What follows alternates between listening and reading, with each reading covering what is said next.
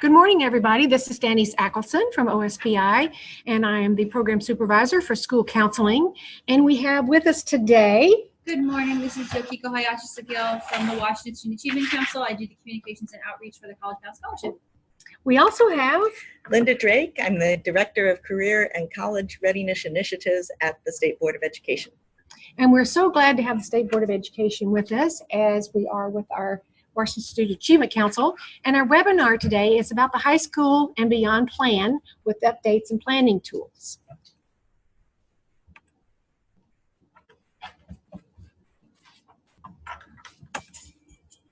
All right. So welcome to our second webinar in our Wednesday webinar series for this 2017-18 year, which sounds crazy because I can't believe it's already 2017, almost 2018.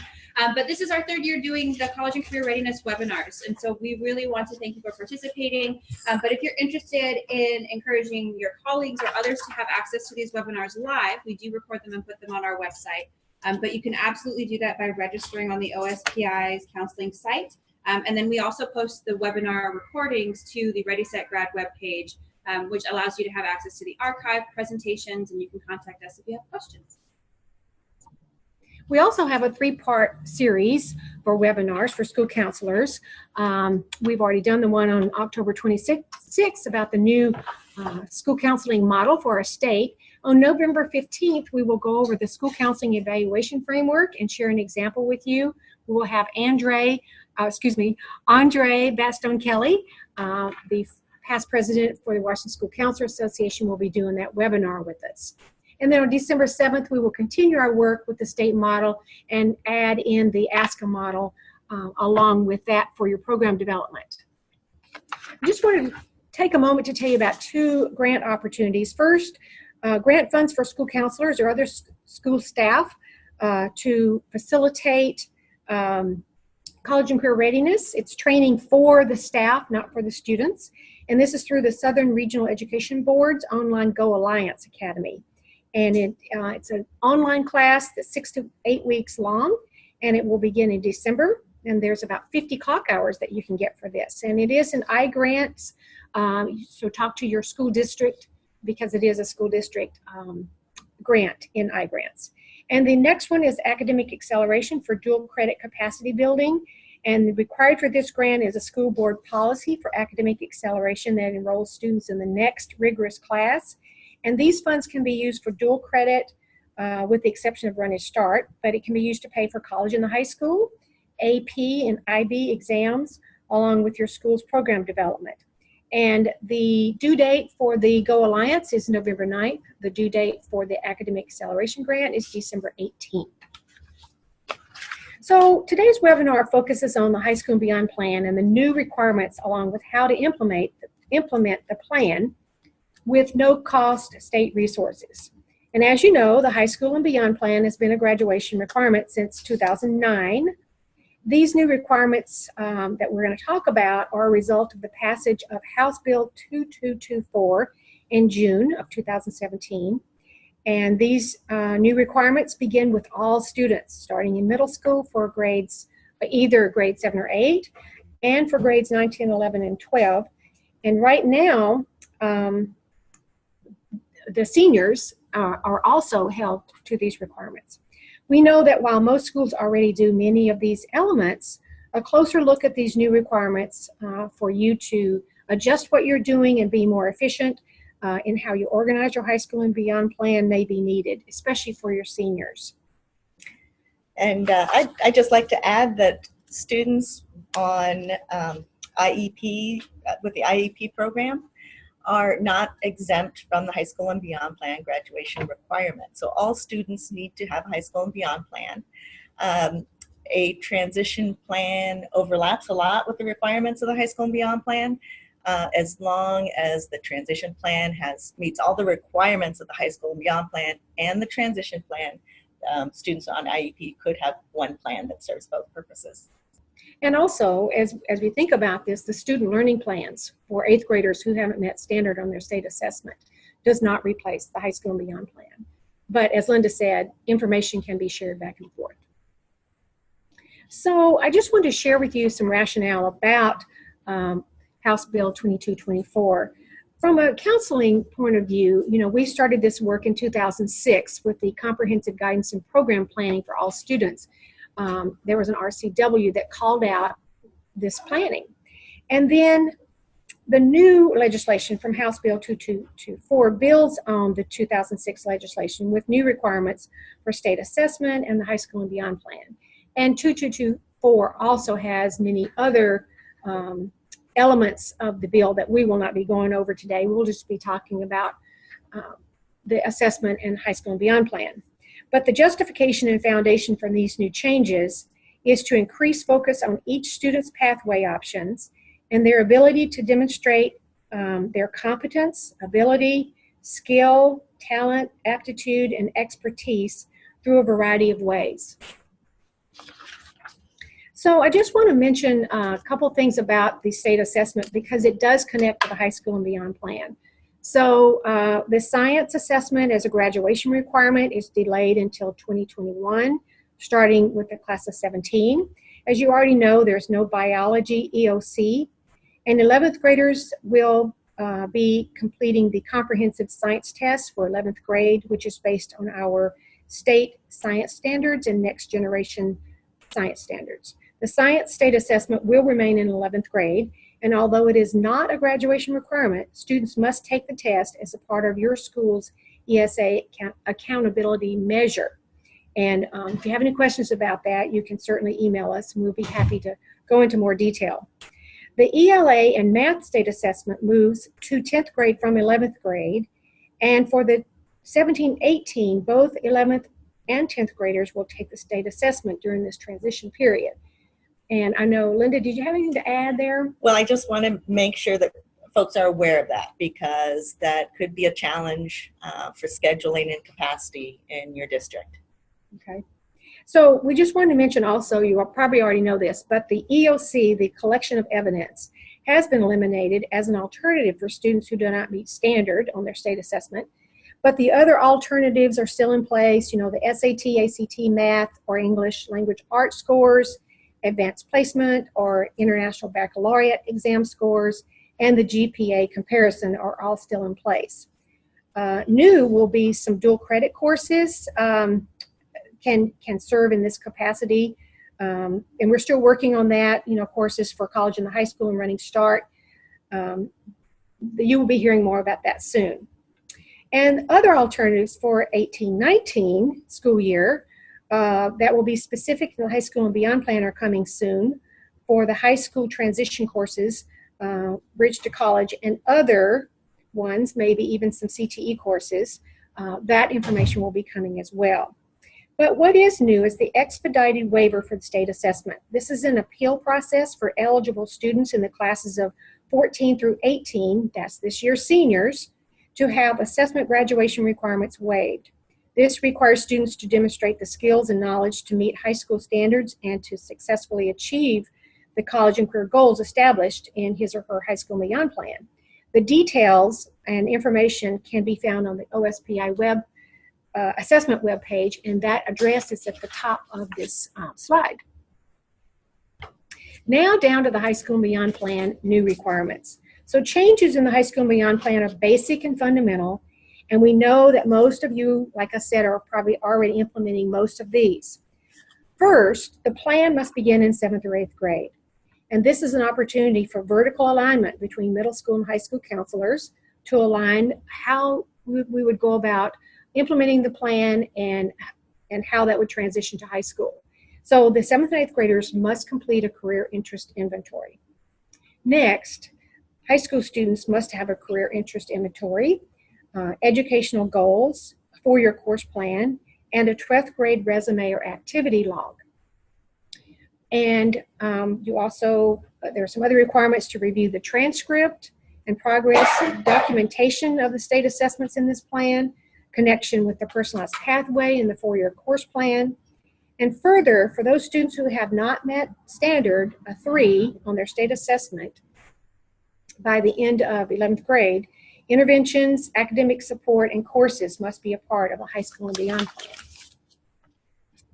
So this is a document that the State Board of Education put together for the class of 19, that's this year's juniors, unless your school district has a 2-year waiver, which would be the class of 2021, is the 24 credit framework. And we know that many school districts have added new support in their counseling centers to keep students on track with their courses and their choice of courses, and have taken the time through staff development to get all staff on board with additional systemic supports using data. And many school districts have even changed their bell schedule and daily schedule as an accommodation, along with other creative ways, such as requiring more than 24 credits to give students more opportunity to meet their 24. The biggest questions we get at OSPI are about the personalized pathway requirement. We will go into more depth later in this presentation. But I just want to mention that with the 3 choices of world history, world language, excuse me. Thank you, Linda. World language, 2 or not, and 1 art along with 4 electives, and 1 CTE course, there's 8 choices that we could make. So I just wanted to put that forward so that you could know that 1/3 of the credits is basically student choice.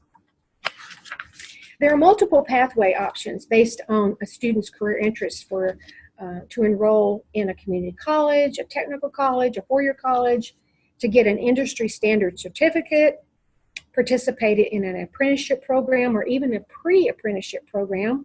We're seeing more of those now. Internships, on-the-job training, and military training programs. Many of these options can start first with looking at the career clusters to see what students like. When students are given the guidance along the way, they can discover who they are and what they want to become. And it was interesting yesterday, I know that some schools on Halloween, rather than making it just a candy day, they instructed their students to dress up at the elementary school to give Halloween purpose. Dress up about what do you want to be when you grow up? And so that would be a way that elementaries could start their career interests with students. But developing a meaningful and intentional personal plan of action takes time and energy to help students make those connections with post-secondary options. So how can we help every student with that meaningful plan? When there is a student who aspires to a 4-year university or a 2-year college or a technical college, whatever their plan might be, it's important that we help them with their voids through school.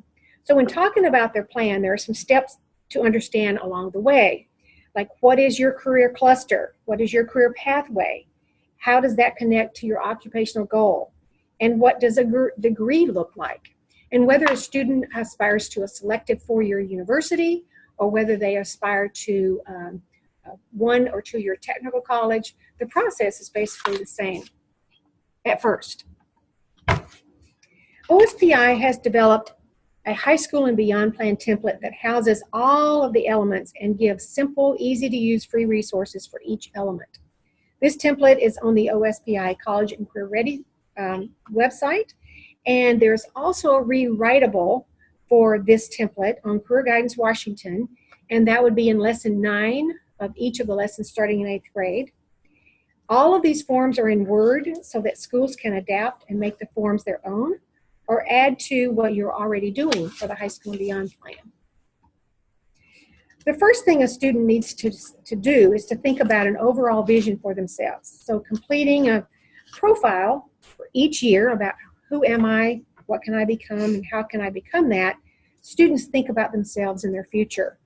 The rewritable form also allows students to expand and keep their thoughts year after year, and they can share this at a student-led conference each year, or they can use it when writing a scholarship or even a college admissions essay later in high school. Now we're going to go over each element. So for element 1, it's a career interest inventory to identify career goals. So you can see at the top of the screen there's some boxes. So these would be boxes that students would check.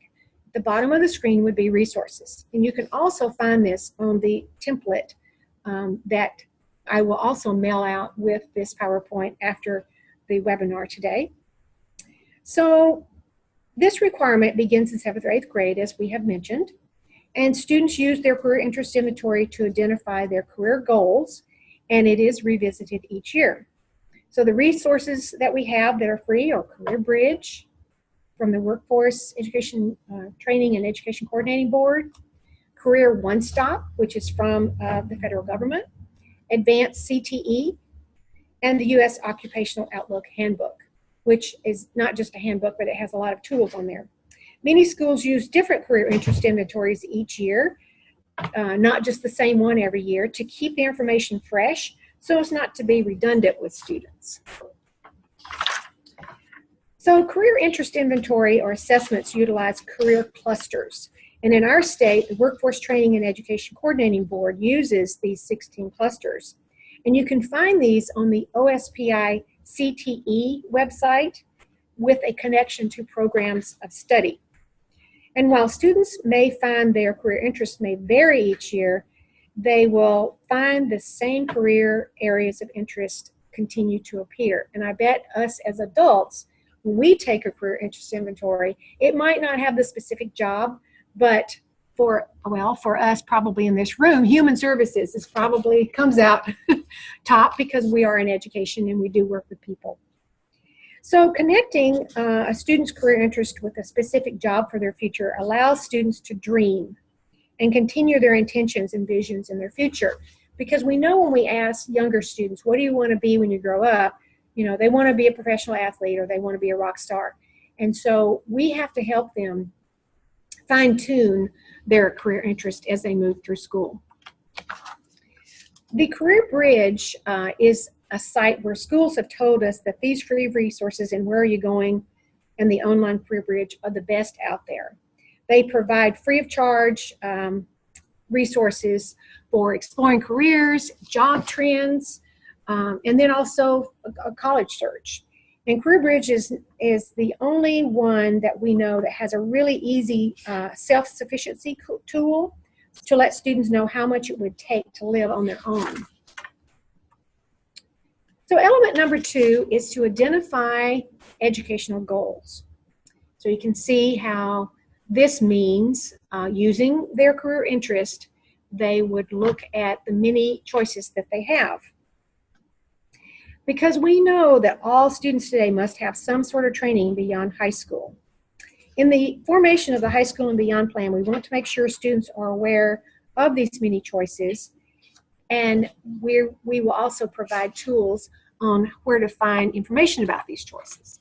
So this would be an example, and it's in more detail on the template that you will be emailed if you haven't already received it. But this slide does give state and national links to easily assist students with identifying and working with their educational goals.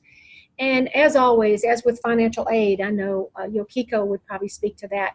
You want to make sure that you're using the right resources, because if anybody said, oh, you need to pay money to access financial aid, or you need to pay money to find out information about a four-year college, that is absolutely not true. There are so many free resources from agencies and the federal government, and state government and federal government, that we want to make sure that students are directed to these. So that's why we provided them for you. And so in today's world, a skilled workforce is necessary for the foundation for building these systems to help our youth know about stackable credentials and degrees. It maybe can't just be one thing, but they have to continue getting training in our ever-changing world. We also have provided additional information for ELL students and special education students, because we know that you have a need to provide those services for students. Being college and career ready and life ready means that students leave high school with the grit and perseverance to tackle and achieve their goals. So students who are career and college ready possess that growth mindset that empowers them to approach their future with confidence, to dream big, and to achieve big. The State Board for Community Technical Colleges has a great tool to help students filter career and job training programs and the college programs and locations that match. This is checkoutacollege.com brochure online. And I know when I'm at the fall counselor workshops, people really love to use the Check Out a College brochures with their students. But sometimes, you know, kids want this online. So I wanted to make sure that you had this link because it's kind of hard to find on their website. And so I wanted to make sure that you knew that this is checkoutacollege.com. And schools who are assessing this tool have found it to be the best source of information for community college and technical college programs. The Student Achievement Council has a lot of resources for us. So, Yukiko, do you want to roll with that one? Sure. So, when talking about doing some financial aid resources and sort of setting students up for success when they're going through college admission, sort of that final step in their senior or junior years getting ready for college, the 12th Year Campaign has a set of fantastic resources available. We have access through a partnership with the Washington State Employees Credit Union doing a workbook which allows them to look at their coursework, to start planning ahead, help them create their financial aid identification name, which is their FSA ID. They have to create that in order to access their FAFSA. So it's just a really great set of resources. We also have some stuff available for your college-bound students, so specifically regarding what they need to know to ensure they've met the college-bound pledge and kind of combining that with financial aid. So a lot of times people will say, well, where do I find the cater? So it is really easy to find on Student Achievement Council, and we have the site right there where it says college admissions. But as Yukiko said, the other programs that you see, though they have logos at the bottom of their front page, you just click on 12th Year Campaign and you come up with all these things. So it's very rich for resources for four-year colleges as well as two-year colleges. Okay, this is Linda, and Denise and I are both on the board of this cool organization, the Washington Council for High School College Relations. And this organization provides fall counselor workshops that many high school counselors attend each September. They also provide the higher education book. Sorry. An excellent online resource about four-year and two-year college admissions, tuitions, programs, and more. And the charts and resources can be reproduced to give copies to students and their parents to assist with planning. The Washington Council also hosts other workshops, such as the dual credit workshop in the spring, college planning days for 10th and 11th graders, and even undecided seniors in March, and 8th grade college exploration days. I used to attend one at Clover Park Technical College that was really, really well done. So check out this website for more information. So for element number 3, the four-year course plan, this planning also starts in 8th grade. And I know in the spring, school counselors are really busy working from the middle school to the high school to help students not only with their academics, but also their extracurricular plans with athletics and clubs and things like that. That's really important as students start to transition. So this planning continues from middle school to the senior year and for the 13th year. We don't want to forget about that. So documenting the plan helps students know what they need to graduate on time and how to align these courses with their interest and educational goals. And I'm sure all high schools have a four-year course plan. But what I've found is sometimes it's not always in their high school and beyond plan. It's more of a part of registration. So we encourage you to include it in your high school and beyond plan. And it is important to also have that 13th year as a continuum. It's another step in their life. And we don't see high school graduation as necessarily a stopping point where they start over. We see it as a stepping stone to their future. So helping students to make adjustments when they change their minds, they fail a class, or want to have a class with their friends or a certain teacher, that can be really challenging for school counselors, especially at the beginning of the school year. So we know that you have your work cut out for you, but it's important for students to be able to project. So the personalized pathway requirement is something that takes a lot of thought. And as mentioned, our education system aims to effectively prepare students for career, college, and life. And this means that every student's pathway starts as early as possible and gets them thinking realistically. So the personalized pathway is unique to each student. That's why it takes a lot of thought. Questions such as what are their interests, how do they go about connecting these interests with their career plan or their college major, or their first steps. The next steps would mean that students need assistance with these steps along the way, and they need to know what their timeline is, and they need to know if they want to revise their plan and change their mind, who do they talk to? So the plan should be created in collaboration with students and their parents or guardian and school staff. The main question for students in this development goes back to who am I, what can I become, and how can I become that? In the OSPI High School and Beyond Plan template, there's a worksheet that students complete each year about their personalized pathway within their high school and beyond plan. And you can see there's 2 places to check off. 1, I've created this in collaboration, and 2 are the 3 choices. And we put this little sentence at the end so that to try to clarify that part of the personalized pathway and how it relates to the whole high school and beyond plan. So I'm just going to put it out there. If any of you school counselors have found a better way to do this, you know, we're open to other resources that you might want to share with us. Right, and I'd just like to add that, you know, when the state board considered putting in a personalized pathway requirement, they didn't intend it to be confining for students. We really completely realized students can change their mind.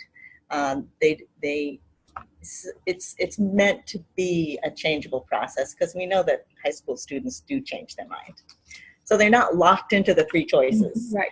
It's not a decision they make in 8th grade and they have to take those courses. They're certainly free to change their minds. But the main thing is that there is intentionality in those choices, that these choices tie in with what they want to do after high school. Mm-hmm. And I think that's the key word, that they tie into their choices and their plans. So this is another document that the State Board of Education has created. And Linda, do you want to point out the high points here? Well, I think the idea here is we just wanted to get all the information on one document. So it is a little bit dense. It's not necessarily for students and parents to use by themselves. I think it might need the translation of a counselor. But this is just a resource that we hope you find useful. Yeah, it can be shared with parents. You know, it is about the state requirements. We know that local school districts have other requirements, but it is a place where you can see everything on one page.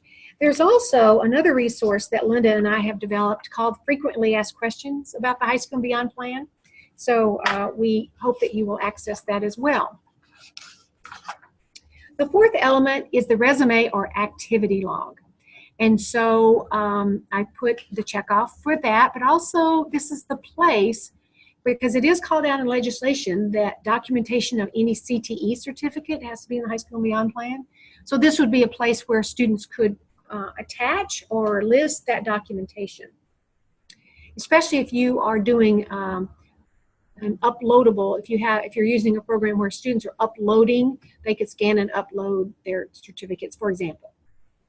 So having a resume or activity log is important, but having an activity log instead of just a resume helps students write down their experiences throughout high school. So when they need to apply to a college with a personal statement or essay, or they need to write a paper about themselves for a scholarship application, the information is readily available. While students need to know the formatting for a resume, the process for the High School and Beyond Plan can help students understand the importance of a resume.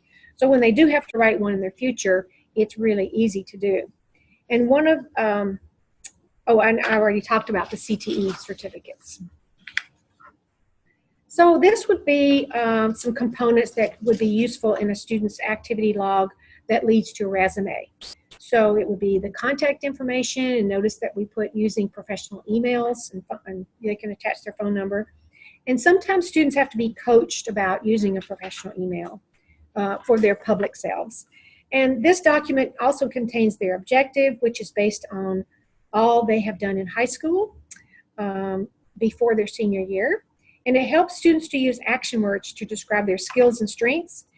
and describing their experiences, their extracurricular activities, and is a part of, all a part of their high school and beyond plan.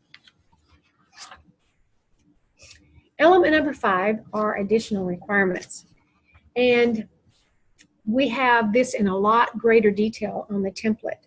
But the additional requirements would be documentation of the state assessments, reviewing the transcript or progress each year, and 8th graders who have not met standard or at least a level 3 on their math assessment must make sure they are enrolled and take math both 9th and 10th grades, and also complete their student learning plan before 9th grade.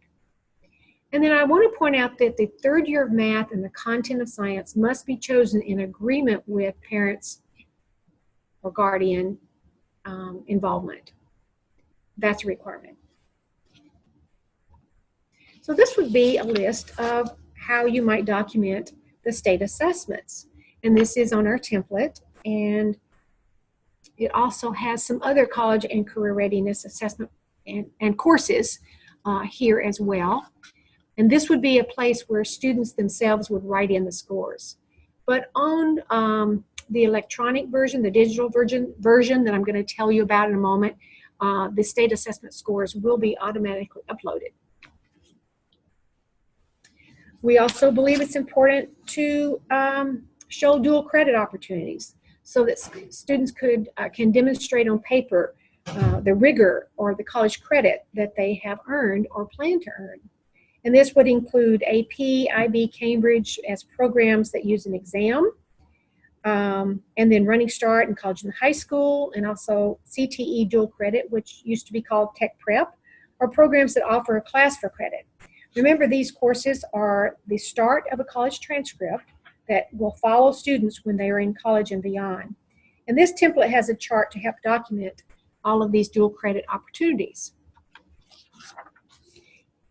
Intervention, supports, and specific courses designated to assist students to meet the high school graduation standards and requirements must be rigorous and consistent with educational and career goals for those students who have not met standard by 11th grade on their state assessment. So we have given you a chart here for interventions and academic supports.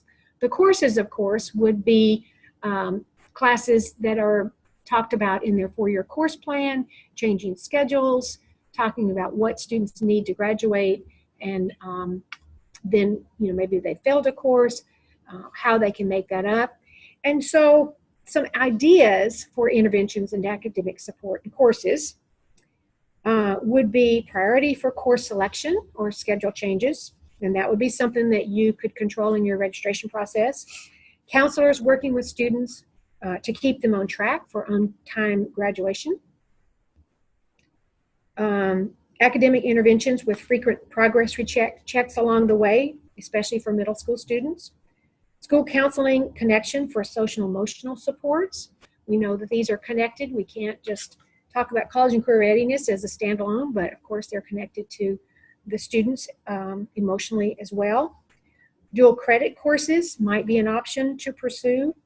CTE courses and the CTE course equivalencies can be something that really helps students, as well as the transition courses, the Bridge to College Math or the Bridge to College English that many of our schools are implementing. And by the way, you can still apply for a grant for these. And if you're interested, just email me and I will be glad to send you the link. Some other ideas would be local school district determined courses with qualifying assessments. And those are also, the guidelines for that's being developed by OSPI. There's credit recovery courses, remedial courses, tutoring and mentoring, parent conferences or staffings, an attendance contract, an extended day opportunity in summer school. And I know many schools, of course, are already doing, if not most, of all of these things. But to be able to be more intentional and document that in the High School and Beyond plan is what this legislation has called out. I just want to point out some really great state resources. We've talked about a few along the way. We have partnerships with Workforce for the Career Bridge, the State Board of Community and Technical for Check Out of College, as we mentioned. Student Achievement Council has everything you need to know about college admissions and financial aid resources. And the Council of Presidents also has valuable information in four-year universities as well.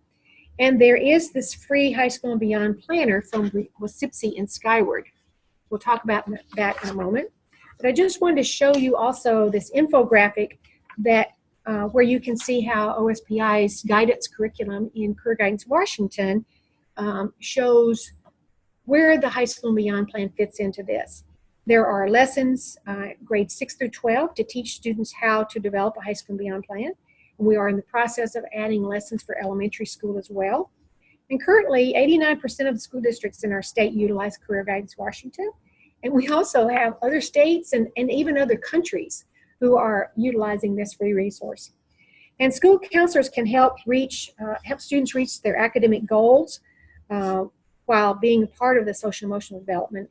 But this curriculum contains lessons not only for the high school and beyond plan, but academic lessons and social emotional lessons, as well as lessons for first gen kids and ELL students. So take a look, and what we suggest people do is maybe look through and see which lessons might work best for you. Some schools do all of them, and some schools just choose ones that work for them to use. So this is, just wanted to give you the link to that, because we also have many other resources. And this is where you can find the template that I was talking about, as well as a handbook on how to develop your program. There's also a study about the integrated approach to college and career readiness, about the College Readiness Initiative. A lot of good data is in there that you can compare to your school. This is information about the Digital High School and Beyond Planner, and it is provided to all districts in the state at no additional cost in Skyward. But if you don't have Skyward, there is a low-cost connection fee. And people tell me that it's simple, efficient, and it has actually decreased their workload. Those who are using it love it. And it is a good way to get your high school beyond plan digitally. Parents have access, and it is based on the template that OSPI has developed. The thing that's great about this is you have all of these updates in one place. So when you're on your screen looking at the student's schedule or their transcript or their attendance, you can also look at their high school and beyond plan in Skyward. The four-year course plan, along with the state assessments, are pre-populated, meaning they automatically pop up. You don't have to put them in. And this information is dynamic, and it is updated daily. And there is new ability to upload at least 30 documents. So that is new this year. And there's also a tracking device that school counselors can use. And you can sort this in all ways. So if you wanted a list of all your juniors who had not met what they needed for their high school beyond plan, it would give you that. But it can be sorted in lots of ways. And it does follow students to other schools, just like their transcript would when schools transfer. And parents and guardians can have access in Parent Access. So if you're interested, see your school district information person, or you can talk to the ESD, or you can email WSIPSI directly, or you can also email me. Right. And one other feature that it has, sort of a low-tech feature, but could be very useful for students, is they can print off pages of this so that they can have that information in hard copy. This is a clip from a website on the Washington State Board of Education. This is this is one of the resources for a high-quality high school and beyond plan. And this this diagram shows some of the elements of what a high-quality high school and beyond plan could contain. It was built by interviewing a lot of districts, and so these are things that districts are actually doing. They're promising practices or good practices, and so this goes beyond the minimum requirements of the high school and beyond plan. And I'd be interested in hearing from folks who are doing interesting things, so that we could grow this website. Okay. So we always appreciate your feedback. You can email me or Linda directly. And if you email me, I'll send it to Linda. So I just wanted to mention Guided Pathways is a program that the community colleges are doing. I think 6 community colleges have this so far. But it is something to think about for the future, because as we're thinking about students and their plans, High School and Beyond plan, you might see a connection with guided pathways in the future. So now we're just going to talk a little bit about your systemic program, how it works at your school or your school district. So the first question would be, how does your guidance program account for 24 credits? This year's juniors, for example. And in talking with some school counselors, many schools have implemented new procedures and policies to help students address how they access services in their counseling and career centers to help them stay on track. And here's some thoughts and questions on the screen to ask yourself about your guidance program and what you're doing to meet the needs of all your students. Continuing to grow and changing our programs will only help our students stay on board for their futures. This is a chart to ask you, the one on the left in the blue was what was then, and the one on the right is about what is now. And when you look at this, I challenge you to see where you are. So I've been a school counselor. I was a school counselor for a long time, and I can honestly say that I was in the blue over on there for most of my when I was a high school counselor. But now I know that if I were a high school counselor, I would be on the left side in the green part. And so, for example, it's not just a product that we're not just producing a High School and Beyond plan or producing a diploma, but it's a process. And we're not just talking with certain groups of kids, we're talking to all students. And this isn't just about a 4-year course plan, but it's a course that starts in elementary school and moves through the 13th year. We're not just talking about CTE elective classes. You know, you have your core classes, your elective classes, but we're talking about how the career and college readiness classes are in all classes. And moving to the last one, or the next to the last one, high school graduation is not an endpoint, it's a checkpoint. And the last one, career development, is only the school counselor's job. And I know I used to feel that way, but I'm hoping that the career development is systemic and it's a whole school's responsibility, not just your school counselor. The other slide about this is talking about student-centered college and career readiness. And this means that all students' needs are being met, not only in the Career Center, but around the school. So helping students know about academic eligibility, being financially literate, knowing about and where they get help for their social and emotional issues, being aware of assistance in the process of how to access post-secondary, and not just to keep this on paper, but to actually have lots of conversations and help kids know that it's okay to come in and ask questions. Because students need to know about mindset and culture, self-management, and who they can go to for help and where they can go to for help. This kind of thinking leads students to what we call centered college and career readiness. Personalized guidance programs are student-driven, and it's an ongoing process where students are actively engaged to work toward a targeted goal and to complete their high school and beyond plan with commitment and focus and meaning. So this leads us to our last slide about the comprehensive guidance and counseling model, school counseling and guidance program model that is new to our state. It's another good resource.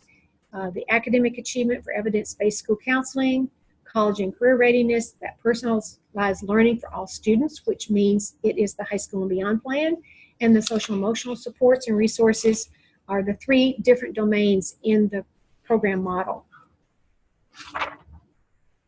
So we know that many of you are on the listserv, but we wanted to put this here so that if you're not, you can sign up and also access the information we've talked about today on the OSPI school counseling site. So I know Yokiko has been monitoring our questions. Mm-hmm. So you just have a handful. Just a Feel handful. free to keep typing them in as they come along. So the very first one was asked, we have a waiver, but there has been no PD in our district about how to implement or do support for the new requirements. Are there resources available? Yes, there are a number of resources available on both OSPI and the State Board of Education websites. And you're certainly welcome to call me or call Denise. Probably one of the most useful things that the State Board has developed was an FAQ on the 24 credit implementation. So it's a specific FAQ that was developed through a series of workshops that we held last spring, in the spring of 2016, where I collected all the questions that I got and assembled them in one document. That is available on the graduation requirements webpage of the State Board of Education. Okay, and also AWSP, the Association of Washington School Principals. If you go to that website under resources, you will find a ton. So Scott Seaman has a video series that he's done. He has a lot of developmental questions for changing over to 24 credits, and he also has 3 schools that he features there that talks about how they've done this implementation. I think one of the promising practices that I've seen as schools implement this is, if your school is on a 6-period day, then you probably have some of the most significant challenges, because with the 24 credit requirement, a student can get off track very early if they fail a class. So I think it is a challenge and for counselors to make sure that students stay on track and address things early in 9th grade, if possible, to make sure that kids can meet the requirements. We also know that the things we mentioned about interventions and academic supports, that list of things that I talked about that are on the template for the High School Beyond plan, those also can be used to help students meet their 24. The next question is the Voice WOIS inventory okay to use? Well, of course, any other inventory that school districts want to access, that's a local school decision. But for the purpose of this webinar, we wanted to make sure that we highlighted the free resources that are available from the state. So the next question, and others have asked this, we do provide the PowerPoint after we do the presentation, but we do have someone who's scheduled to meet with principals, counselors, and a superintendent this afternoon. And they'd like to please email me right now. And it's denise.ackelson@k12.wa.us. And I'll show you. There it is. So just email me right now, and I'll be more than happy to shoot it right off to you after this webinar is completed. Okay, and then the next one is personalized pathways. Shouldn't all students be identifying a program of study or a personalized pathway? It looks like only those who are choosing alternative courses to the second art or world language credits are being expected to based on this presentation. Okay, we didn't mean to portray that it was only for those students who were making those choices. So let's say a student does choose to have 2 world language and 1 art, and they want to take calculus, AP, AB, and calculus, you know what I mean? They have that choice to do that. So, but because there's been so much confusion about those 3 courses, we wanted to go into a lot of detail, but maybe we went overboard too much. And so, yes, we want all students to have a personalized pathway based on their goals, career goals, and educational goals. Right. And we want all students to have a career goal and know what education they need to reach that career. So, that may mean a 4-year degree, but we want to have kids starting to think about their career while they are in middle school and high school. And I think that's why the State Board, I was at some of those meetings when the State Board was talking about this, and it was so students are intentional about what they want to take and where they want to go. So the next one says, our district allows 2 credits for completing the high school and beyond plan and taking or passing the state assessments. So does that mean that our students will actually earn 26 credits for the 2019 classes and beyond? Yes, and that is a local school district decision, and we certainly encourage that. The next one ESHB says students should complete both a skills and interest assessment. I have seen resources for interest assessments. Are there resources for skill assessment? In Career Bridge, you can use that term interchangeably for skills and for career. So I don't think that. I think anytime a student is taking an interest inventory, it's about skill as well. So. Great. The next question is, what is the best way to involve parents in the personalized pathway determination? Okay, so on the template, it talks about how parents should be involved and they should help with those choices. So the recommendation that we have is a parent signature or something at your student-led conference, or if you have the digital plan, there's a checkbox for the parent involvement. Lots of schools have ways to do that within their registration system. Mm-hmm. So there isn't one way to do it. We encourage folks to do that in multiple ways. In regards to the student learning plan, what that 8th graders must complete before entering 9th grade, if they have not earned a level 3 on the state assessment, how can it be done in 8th grade if we cannot get the results until the fall of 9th grade? Oh, you don't have to use the state assessment. You can use MAP scores or other assessments for the 8th grade learning plan. And we do have a site on OSPI. If you just do a search for a student learning plan, you'll see there's a site for that, and also there's some templates that you can use for the learning plan. The next one is, when we share the PowerPoint, will it include the notes? It will include the notes. I'm not going to send it in a PDF. And so if you go to the notes view, you can see the notes. And please don't hold me. There could be some typos in there because they're my notes, but I'll share them with you. Okay, and this is our last one so far. I have the 2013-15 booklets for Where Are You Going from the Washington Career Bridge. Is it okay to use these outdated booklets, or do I need to order an updated version? Oh, I think you can use the ones that you have. The workforce is really happy to send you as many as you need, but I would use up what you have. And the other thing I want to mention about the High School and Beyond plan that I need to add to this presentation is that you can have the High School and Beyond plan be a high school credit. And I know many school districts have an advisory program where they will do a 0.25 credit each year. So by the end of 4 years, the students have one whole credit that they've earned. So we certainly encourage that because it is a lot of work, and we want this work to be meaningful. We want it to have accountability for you who are implementing it, and certainly for the students. I'll just add that I think that the 24 credit graduation requirements, it's completely understandable that this is very challenging for some districts, and I know it's a big lift, but one of the really encouraging things is that I've seen amazing ways that districts have met this challenge and have really innovated and done some really interesting things and sort of owned it and used it to get their whole district moving forward in a really positive way.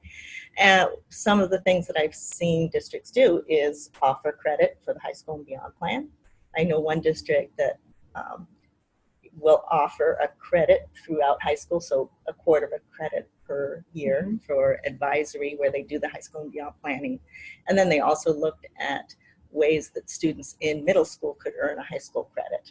And so that way students, as they move through their middle school and high school, they are earning 2 extra credits, which allows students to have a little bit more flexibility in meeting the graduation requirements. So things like that and other interesting ways of meeting the high school graduation requirements, I'd certainly be very interested in hearing from districts on how they're managing. So we feel like we've provided you with some basics, but we know that in your development from what you already have and what you will develop in the future, as we said, we would be very interested in you sharing your tools and resources with us as well. So thank you very much. We do have one more question. One more question. We have one more question. This person's asking that could you let us know what the requirements are for 9th graders and what they need to have in place before they enter high school, so the 8th graders who are going to be Well, for credits, nothing. I mean, there are no requirements for credits. So I'm not really sure what they're asking, but if you wanted to email me your specific question, I'd be more than happy to think about that and try to get back to you. Right. It's typical that students earn their Washington State history requirement while they're in middle school. Oh yeah, of course that. Yeah. But it's not Unless required. Mm-hmm. So yeah, please be more specific, and I would be more than happy to answer your question. I sent him your email, so you can. Oh, good, thank you. There was another one. I noticed that you said that the 4-year plan should be in cooperation with parents, but the 3rd-year math and science must be in cooperation with parents. Is that correct? That's correct. That is yes. correct. So on the template, I had 2 pieces of legislation and what is in the legislation about parent and guardian encouragement, and I forgot the other word, but anyway, it's there for you so that you have some documentation from House Bill 2224 and also from House Bill or Senate Bill 6552 in 2014. So you do have a couple pieces of documentation that your school district can interpret about parent involvement. So it is time for us to go, and we do appreciate your feedback, your questions, and we hope that you have gained a lot from this webinar, and we will see you on the next one. And let's see, what is that one? In November, we have...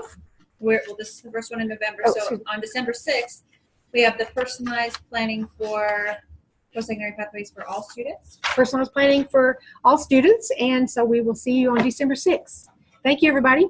Thank you. Have a great day.